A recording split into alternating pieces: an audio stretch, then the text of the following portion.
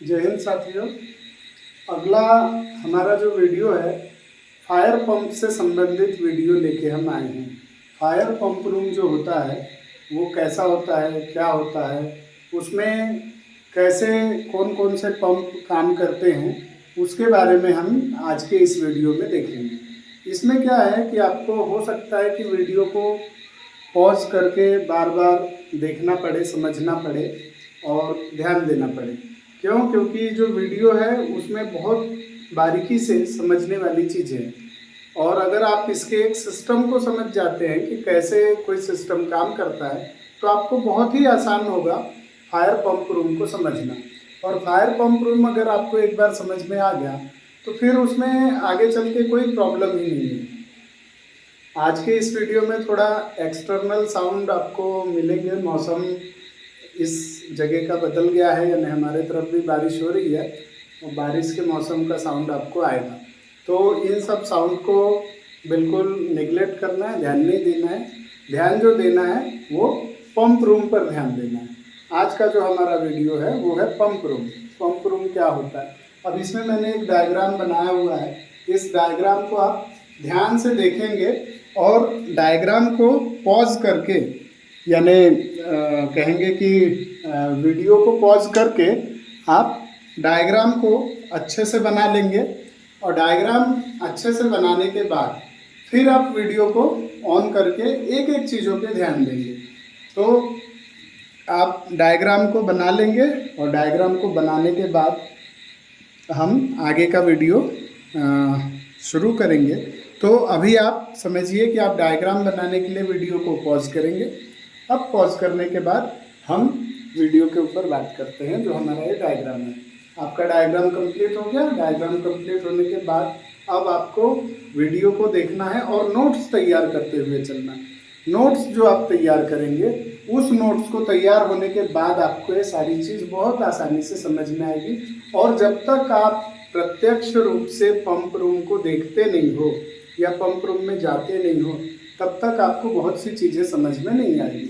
तो डायग्राम के ऊपर ध्यान देना है, डायग्राम को कंप्लीट करना है, फिर उसके बाद हम देखेंगे कि डायग्राम में क्या क्या चीज़ें। तो देखिए, सबसे पहले एक स्क्वायर यहाँ पे आपको दिख रहा है। ये हमने एक टैंक बनाया हुआ है समझने के लिए कि टैंक है। फिर टैंक में ये हमने पार्टीशन बनाया हुआ है। जो फायर फाइटिंग के लिए जो भी टैंक का उपयोग किया जाता है, तो फायर फाइटिंग के लिए जो टैंक होता है वो सिंगल टैंक नहीं होता है, अक्सर 2 टैंक का उपयोग किया जाता है। यानी कभी भी बैकअप प्लान लेके चलने के लिए कि अगर पहले टैंक में या पहले इसमें कोई प्रॉब्लम आ गया या कोई दिक्कत हुई तो दूसरे टैंक का उपयोग होगा। यानी हमेशा 2 चीज़ यानी बैकअप प्लान लेके चला जाता है, क्योंकि रेस्क्यू का काम है, रेस्क्यू में बैकअप प्लान बहुत ज़रूरी है। तो सबसे पहला, फिर इनलेट वाल्व, ये जो है हमारा ये इनलेट वाल्व है। इनलेट वाल्व यानी यहाँ से हम पानी टैंक में इन करेंगे। यहाँ पे भी पानी जब इन करेंगे तो यहाँ पे एक स्टैनर लगा होगा। ये हमने स्टैनर बना दिया है। स्टैनर क्या होता है, तो स्टैनर यानी पानी में जो भी कचरा होगा, कोई चीज़ होगी, तो उसको छानने का काम जो होता है वो स्टैनर करता है। स्टैनर का काम है छानने का। देखिए सेम डिज़ाइन सेम हमने यहाँ शो किया हुआ है। ये टैंक से आउटलेट वाला है। आउटलेट यानी पानी बाहर की ओर जब यहाँ से आएगा पानी, उसका है, ये टैंक से निकल के आएगा। यहाँ भी एक आपको दिखाई देगा स्टैनर बना हुआ है। स्टैनर यानी छन्ना, छानेगा, वो पानी को छानेगा, कचरा नहीं आने देगा। तो सबसे पहला तो स्टैनर यहाँ पे लगा हुआ है। जब फायर की गाड़ी या अलग से कोई टैंकर से या जिस भी सोर्स से टैंक में पानी आ रहा है, जो भी सोर्स होगा, जिस भी सोर्स से टैंक में पानी भरा जा रहा है, तो उस पानी को भरते समय ये दो इनलेट दिया हुआ है। अगर एक में कोई प्रॉब्लम आ गया तो दूसरे में, ये हाइड्रेंट का है। यानी अगर ये टैंक खाली हो गया और फिर पानी की ज़रूरत है तो इसमें अलग से पानी को आने के लिए फायर टेंडर के थ्रू भी पानी यहाँ ले सकते हैं। प्लस एक सोर्स यहाँ पे रहेगा जो इनका खुद का होगा, खुद का यानी ये हमने यहाँ पे शो कर दिया, जिसमें इस जगह से पानी इस फायर पंप के लिए इस बिल्डिंग में जो भी सोर्स से पानी ले रहे हैं वो इस जगह से ले रहे हैं। जो टैंक 1 में पहले जाएगा, कभी भी पहले 1 में जाएगा, 1 का जब टैंक फुल हो जाएगा तो उसको फुल होने के बाद टैंक 2 में पानी जाएगा। और कभी भी क्या होता है कि किसी बिल्डिंग में फायर टैंक जो होता है वो जुड़ा होता है, जो मेन टैंक होगा उस मेन टैंक से भी जुड़ा होता है, मेन टैंक से भी कनेक्ट होता है। आप देखेंगे ये एक अलग आपको लाइन दिखेगी, ये जो एरो मैं दिखा रहा हूँ, इस एरो से आने वाला जो पानी है ये बिल्डिंग के मेन टैंक का है। मेन टैंक यानी जो मेन बिल्डिंग में एक टैंक होगी जिसमें लोग लेटरिन बाथरूम और इन सब चीज़ों के लिए पानी का यूज करते होंगे, वाली टैंक, उस टैंक से भी एक कनेक्ट होगा इमरजेंसी केस के लिए। ये भी पानी खत्म, ये भी पानी खत्म, तो ये वाला सोर्स लास्ट ऑप्शन। तो इसको आप ध्यान से देखेंगे तभी आपको समझ में आएगा कि क्या क्या है। तो यहाँ तो आपको समझ में आ गया कि फायर फाइटिंग के लिए जो टैंक होते हैं दो टैंक होते हैं, एक टैंक बैकअप के लिए होता है, एक टैंक मेन टैंक होगा। और यदि रेसिडेंशियल बिल्डिंग है तो उस बिल्डिंग का भी जो सोर्स होगा वो भी एक टैंक के इस हाइड्रेंट लाइन से जुड़ा होगा। अब देखेंगे आप यहाँ से ये हो गई मेन पाइपलाइन जो हमारे इस पंप में जा रहा है। यहाँ पे आपको 4 पंप दिख रहे हैं, 5वां हमने अलग रखा हुआ है डीजी सेट। डीजी सेट यानी इसका फुल फॉर्म होगा diesel generator set, diesel generator. ये डीजल जनरेटर है, ये सेल्फ ऑपरेटेड है। सेल्फ से यानी ऑटोमेटिक ऑपरेट होता है। ऑटोमेटिक कब होगा? जब बिजली नहीं रहेगी तब होगा। अब बिजली से ये सारे पंप चलेंगे तो इनके सारे के कनेक्शन क्या होंगे? इलेक्ट्रिक पैनल पर होंगे। यानी ये जो पंप रूम है, पूरा पंप रूम ऑपरेट कहाँ से होगा? तो ये इलेक्ट्रिक पैनल से ऑपरेट होगा। उस इलेक्ट्रिक पैनल को पंप रूम का पैनल भी कहते हैं या इलेक्ट्रिकल पैनल भी कहते हैं। उस इलेक्ट्रिकल पैनल में पंप का आपको फायर अलार्म सिस्टम भी वहाँ दिखाई देगा। जब भी कोई घटना घटेगी तो उसका जो फायर हुटर होगा वो वहाँ पे बजेगा, वहाँ से आइसोलेट किया जा सकेगा, वहाँ से चेक किया जा सकेगा कि कौन से जगह का स्प्रिंकलर चालू हो गया है या कौन से हाइड्रेंट को खोला गया है, कहाँ पे होज रील का उपयोग किया गया है, क्योंकि होज रील जो होगी वो हाइड्रेंट लाइन से कनेक्ट होगी होज रील। अभी हमने पाइप्स के बारे में नहीं पढ़े हैं, पाइप्स का एक अलग वीडियो हमारा आएगा हमारे इसमें। फिजिकली हो सकता है कि आप लोग फिजिकली क्लास में अपने पाइप वगैरह देख चुके होंगे, क्योंकि जो फिजिकल क्लास में जो भी बच्चे अभी आ रहे हैं वो ऑनलाइन का एक अलग क्लासेस चालू है और ऑनलाइन में ही एक ऑडियो क्लास चलती है जो डेली रहती है। ये वीडियो वाली क्लास हमारी जो हिंदी में है ये हमेशा नहीं है, बाकी जो मराठी में आपके जो महाराष्ट्रियन स्टूडेंट्स हैं इन सभी के लिए मराठी में डेली क्लासेस रहती है। और ये जो हमारा वीडियो क्लासेस है ये एक बूस्टर का काम कर रहा है आपको बूस्टर के लिए, क्योंकि देखिए आप कहीं पे भी जाएंगे तो आपका जो इंटरव्यू होगा या आपका जो भी कंपनी में आपसे पूछा जाएगा वो मराठी में नहीं पूछा जाएगा, या तो वो हिंदी में पूछा जाएगा या आपको इंग्लिश में पूछा जाएगा आपको। लेकिन अब आपको समझना है, आपकी बेसिक यानी स्टार्टिंग से ही आप लोगों ने मराठी में ही पढ़ा है, लिखा है, समझा है, तो आपको मराठी में पढ़ाना बहुत ज़रूरी है। इसीलिए आपको मराठी की भी हमारे तरफ से क्लासेस दी जा रही है, हिंदी की भी हो रही है। मेरी फिजिकल क्लासेस भी 1 या 2 दिन की आप लोगों के कोल्हापुर ब्रांच में होगी और जो मराठी वाले सर हैं उनकी भी क्लासेस होगी। तो आप लोग सभी लोग तैयार रहिएगा, जल्दी ही हम मिलने वाले हैं अभी। तो आज का ये हमारा आगे का पंप रूम के बारे में देखते हैं। यहाँ तक आ गया सबको समझ में कि पंप रूम में जो टैंक होता है 2 टैंक होता है, इनलेट के लिए वाल्व लगे होते हैं, वो भी 2 इनलेट वाल्व है, अगर एक में प्रॉब्लम आ गया तो दूसरे का यूज होगा। फिर स्ट्रेनर लगा हुआ होता है, स्ट्रेनर का काम पानी को छानने का है। अब आगे की ओर जो पानी का हाइड्रेंट लाइन से पानी जो बढ़ेगा वो किस पंप से होके जाएगा, तो जो मेन जो पंप होते हैं वो जॉकी पंप होता है। जॉकी पंप जो है, जॉकी पंप का यूज सबसे महत्वपूर्ण है। जॉकी पंप जो है ये सबसे महत्वपूर्ण है, क्योंकि जॉकी पंप का कनेक्शन जो होता है वो स्प्रिंकलर से होता है और हाइड्रेंट से होता है। 2 चीज़ है हमारे इस पूरे पाइपलाइन में, एक है स्प्रिंकलर की पाइपलाइन। स्प्रिंकलर क्या होता है इसके बारे में भी आपको पढ़ने को मिलेगा। स्प्रिंकलर की पाइपलाइन और हाइड्रेंट की। तो हाइड्रेंट यानी जिसमें फायर फाइटिंग के लिए पानी भरा हुआ होता है, उस पाइपलाइन को हाइड्रेंट लाइन या हाइड्रेंट कहते हैं। तो जॉकी पंप 2 होंगे, एक स्प्रिंकलर का होगा, एक हाइड्रेंट का होगा, 2। तो देखिए आप यहाँ देख सकते हैं S1 और S2।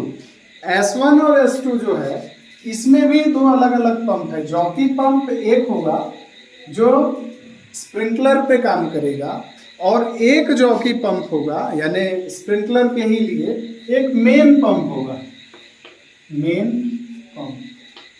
अब आप सोच रहे होंगे कि यहाँ 2 पंप की क्या आवश्यकता है। तो देखिए जॉकी पंप, जो जॉकी का स्प्रिंकलर पंप है, S1 मान लीजिए या S2 को मान लीजिए, कोई भी एक पंप, ये पंप ऑपरेट होगा। कब ऑपरेट होगा? जब इस स्प्रिंकलर लाइन से लगा हुआ कोई भी स्प्रिंकलर फूटेगा। स्प्रिंकलर फूटेगा तो पानी ऑटोमेटिक वहाँ फायर फाइटिंग होगी। ऑटोमेटिक जब फायर फाइटिंग होगी तो ये पंप ऑटोमेटिक चालू हो जाएगा। सेल्फ ऑपरेटेड पंप होता है, ऑटोमेटिक जो चालू होता है। इसलिए जो सेल्फ ऑपरेटेड पंप होता है ये ऑटोमेटिक फायर फाइटिंग करने लगेगा।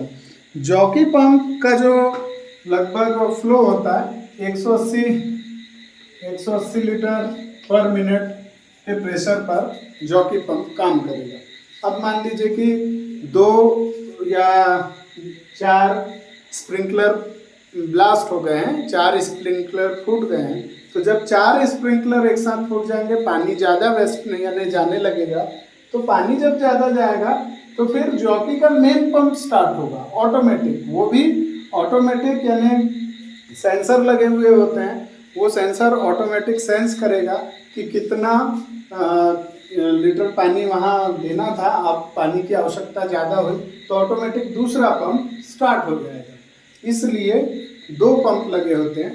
तो 2 पंप को, एक पंप को स्प्रिंकलर यानी जॉकी स्प्रिंकलर पंप और दूसरा स्प्रिंकलर का ही मेन पंप कहलाता है। ऐसे ही हाइड्रेंट लाइन में भी 2 पंप लगे होंगे। हाइड्रेंट लाइन में क्या क्या कनेक्ट होगा? स्प्रिंकलर वाले में तो आगे आपको ध्यान में कि स्प्रिंकलर्स पूरे कनेक्ट हैं, बहुत सारे, कितने भी फ्लोर की बिल्डिंग है 10, 20, 30 मंजिला, उन सबके स्प्रिंकलर लाइन पे कनेक्ट है। फिर हाइड्रेंट लाइन में हाइड्रेंट कनेक्ट होंगे, होज रील कनेक्ट होगा। हाइड्रेंट और होज रील, हाइड्रेंट का यूज होगा फायर फाइटिंग के लिए, होज रील का भी यूज होगा फायर फाइटिंग के लिए। जब कम कोई ऐसी जगह है जो 60 फीट की दूरी पर है, 50 फीट तक है, तो वहाँ पे होज रील को लेके जाया जा सकेगा, क्योंकि होज रील एक पाइप का बंडल होता है, मुड़ा हुआ होता है, और वो आगे बढ़ते हुए जाएगा, यानी आगे बढ़ते हुए लेके जा सकेंगे। तो हाइड्रेंट के भी 2 पंप हैं। हाइड्रेंट के 2 पंप में भी जो है, हाइड्रेंट का जो एक पंप होगा फर्स्ट वाला, वो पंप स्टार्ट होगा लगभग 800 से 900 लीटर पर कैपेसिटी के ऊपर, यानी 800 से 900 लीटर पानी का यूज जब होगा तब तक। फिर जैसे ही उसका ज़्यादा पानी का यूज होना चालू हुआ आगे लाइन में, आपकी हाइड्रेंट लाइन जहाँ भी है वहाँ पे 2 या 3 जगह के हाइड्रेंट को चालू कर दिया गया, तो ऑटोमेटिक जब पानी का यूज ज़्यादा होने लगेगा तो मेन हाइड्रेंट पंप स्टार्ट हो जाएगा। मेन हाइड्रेंट पंप स्टार्ट हो जाएगा। और ये सब जो पंप स्टार्ट होते हैं ये इसमें सेंसर लगे हुए होते हैं और उस सेंसर के थ्रू स्टार्ट होते हैं। सेंसर की यानी प्रेशर स्विच होती है, प्रेशर स्विच कहलाती है, प्रेशर स्विच होता है, वो प्रेशर स्विच कनेक्ट होता है। प्रेशर स्विच में कितने प्रेशर का है ये सिलेक्ट किया जाता है, ये सेट किया जाता है, और जब वो उस प्रेशर से ज़्यादा प्रेशर होता है तब ऑटोमेटिक वो चालू हो जाता है। फिर आगे देखने को मिलेगा कि इसमें और क्या क्या चीज़ें लगी हुई है। तो यहाँ तक आपको आ गया सबको समझ में कि स्प्रिंकलर के दो पंप हैं स्प्रिंकलर लाइन पे।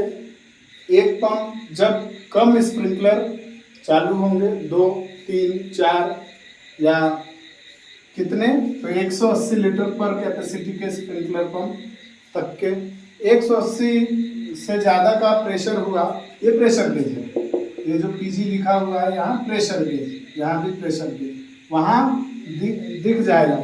और फायर के पंप रूम में जब भी आप जाएं तो वहाँ पे आप इंस्पेक्शन करें तो वहाँ पे बोर्ड लगे हुए होंगे, इंस्पेक्शन लिखे हुए होंगे कि कौन सा पंप कितने प्रेशर पर ऑटोमेटिक स्टार्ट होगा और कितना प्रेशर होगा, ये सारी जानकारी उस पर रहती है। तो आपको बिल्कुल ज़्यादा टेंशन लेने की ज़रूरत नहीं है। जब भी कभी नए जगह हम जाते हैं, नए पंप रूम का विजिट करें तो सारी चीज़ों को बारीकी से इंस्पेक्ट करें, देखें, ध्यान दें, तो आपको सब चीज़ें समझ में आ जाएगी।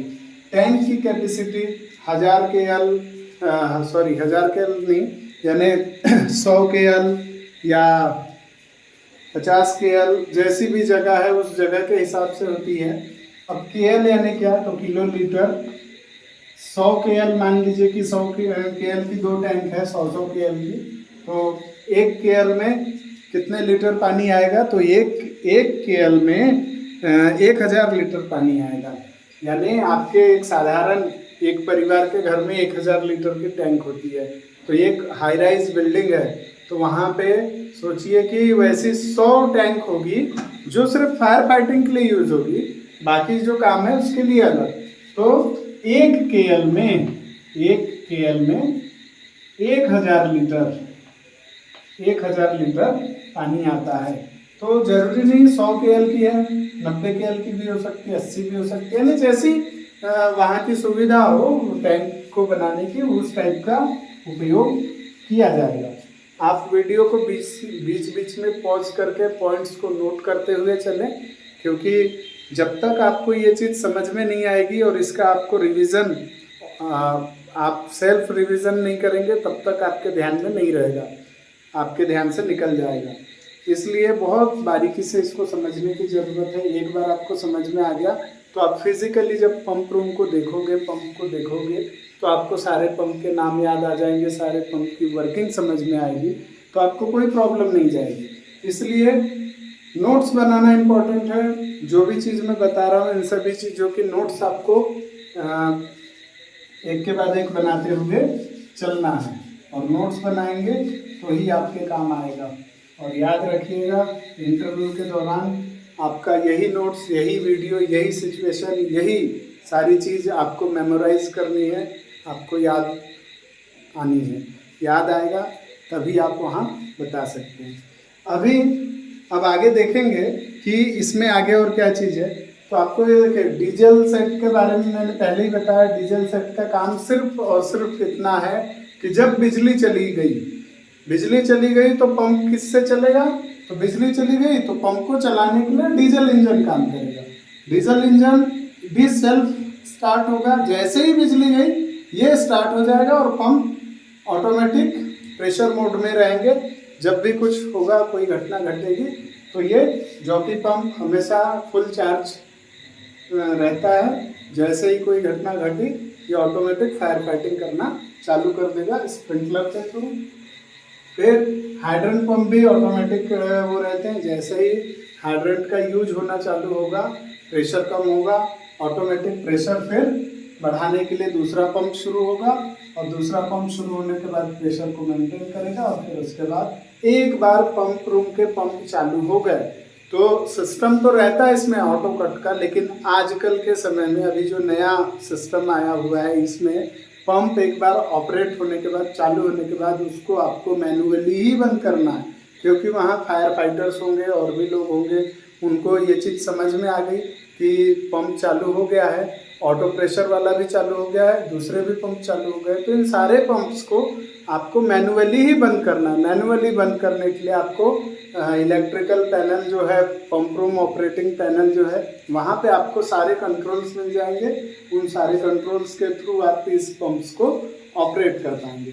अब इसके बाद हम आगे देखते हैं कि ये एक अलग चीज़ हमको दिखाई दे रही है। ये हर प्रेशर वाले इसमें है, यानी प्रेशर, पानी का प्रेशर इधर से जाएगा, ये इधर से पानी का प्रेशर जाएगा, ये ऐसा होते हुए पानी का प्रेशर जाएगा, और ये यहाँ से इधर की ओर कहाँ चले जाएगा, तो हमारे हाइड्रेंट पाइप में जाएगा, स्प्रिंकलर्स पाइप में जाएगा, वहाँ चले जाएगा। ये प्रेशर्स पानी का इस एरो डायरेक्शन में जाएगा, जो भी एरो हमने दिया है इस डायरेक्शन में, जितने भी एरो आपको दिख रहे हैं ये प्रेशर है, पानी का प्रेशर है और पानी का फुल प्रेशर है।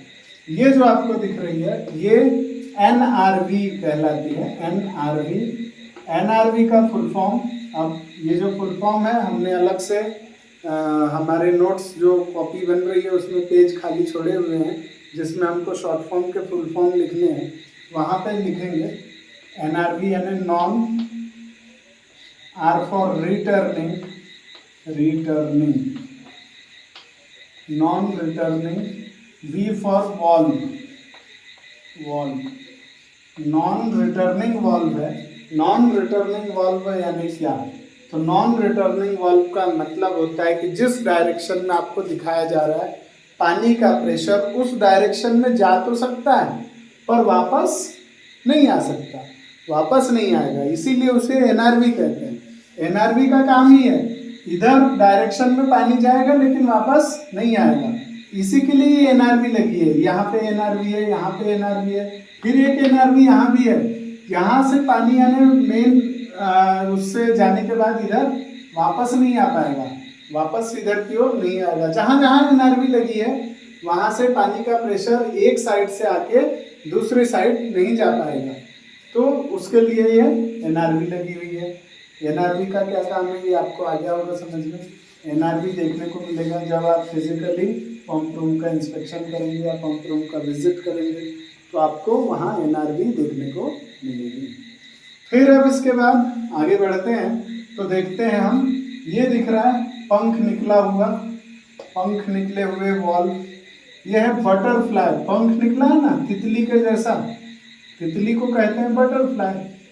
तितली को इंग्लिश में क्या कहते हैं? बटरफ्लाई। तो बटरफ्लाई वॉल्व, बटरफ्लाई के जैसा दिख रहा है ना, बटरफ्लाई के जैसा, इसलिए इसको बटरफ्लाई वॉल्व, क्योंकि यहाँ इसको वॉल्व को खोलेंगे तो यहाँ पानी यहीं पे रुक जाएगा, जब इसको कसेंगे यानी बंद करेंगे तो पानी यहाँ रुक जाएगा। अब बटरफ्लाई वॉल्व का क्या काम है? तो फायर पंप रूम में बटरफ्लाई वॉल्व का काम मेंटेनेंस के समय ज़रूरत पड़ता है। अगर मान लीजिए इधर कुछ मेंटेनेंस का वर्क करना है तो बटरफ्लाई वाल्व को बंद कर दिए, पानी का प्रेशर बना हुआ है, इधर मेंटेनेंस का काम चालू है। क्यों? क्योंकि हम आपातकाल स्थिति में काम करने वाले लोग होते हैं। आपातकाल स्थिति में क्या है कि किसी भी चीज़ को आप पूरे तरीके से बंद नहीं कर सकते। आपको प्लान बी के तहत कोई भी काम करना है तो आधे काम को रोक के दूसरा काम करना है, ये नहीं कि पूरा काम खत्म कर दिए और फिर मेंटेनेंस के काम में लगे हैं, तो ऐसा बिल्कुल नहीं है। ये क्या होता है, बटरफ्लाई वाल्व को बंद करके इधर का मेंटेनेंस का वर्क होगा। अगर यहाँ कोई मेंटेनेंस निकला तो इधर बटरफ्लाई वाल्व है, इसको बंद करेंगे तो यहाँ का जो पानी है ये खाली, यानी यहाँ पे खाली करके उसको निकाल के।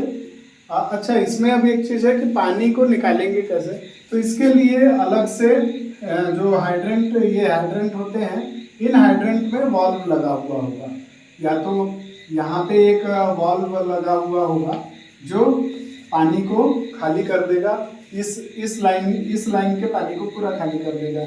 ऐसे और नीचे में वाल्व लगे होंगे जो कहाँ होगा, तो बटरफ्लाई वाल्व के ये यहाँ पे लास्ट में यहाँ पे वाल्व लगे होंगे।